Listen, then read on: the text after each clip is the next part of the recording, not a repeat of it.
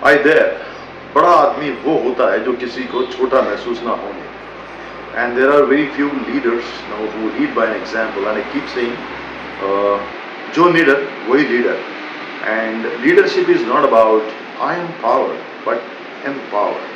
You have to lead by an example. And leaders don't mean that they need to have a huge, group of followers or something like that. But even if you are able to enthuse and enable even one person in your life, that's basically a leader. And many times the so-called great leaders are working anonymously.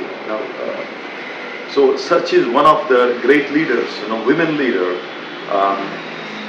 and I have a huge respect for her. Her name is awesome, amazing Aflatoon Anuradha, and when it comes to her forte, I mean professional expertise, she's having around 17-18 years of work experience in HR, and she has gone through the thick and thin of people's management, be it HR innovations, employee engagement programs, and so on and so forth. Definitely including the training and development. By then, now we call learning and development.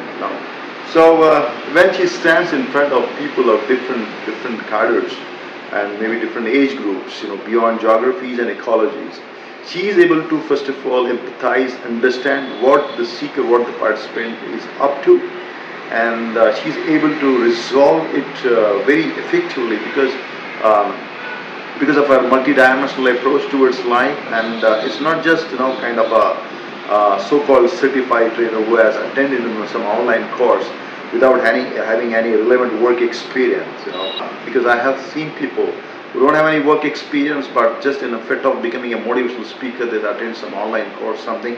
I do respect that because I keep learning, be it offline or online, that's one.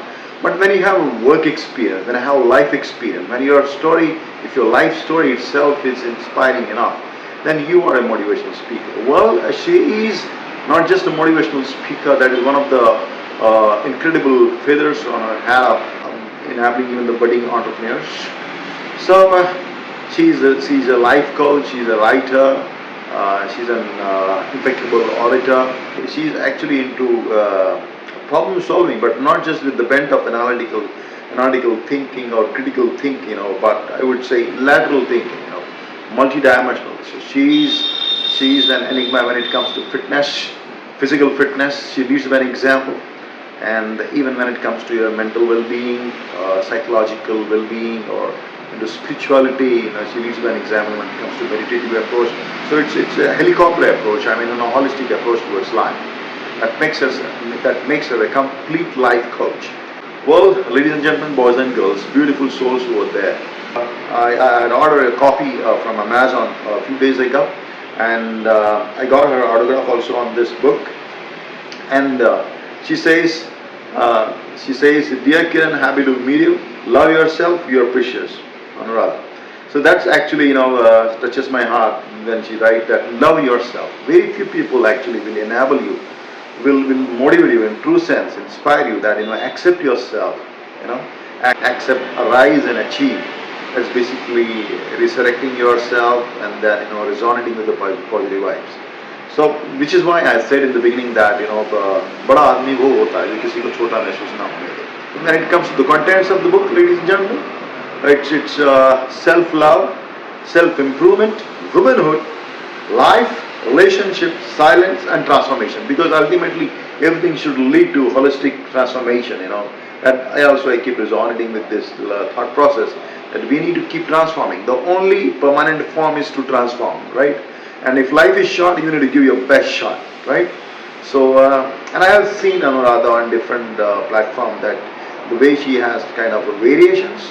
And coming to my own thought process that jaisa manch vaisa punch.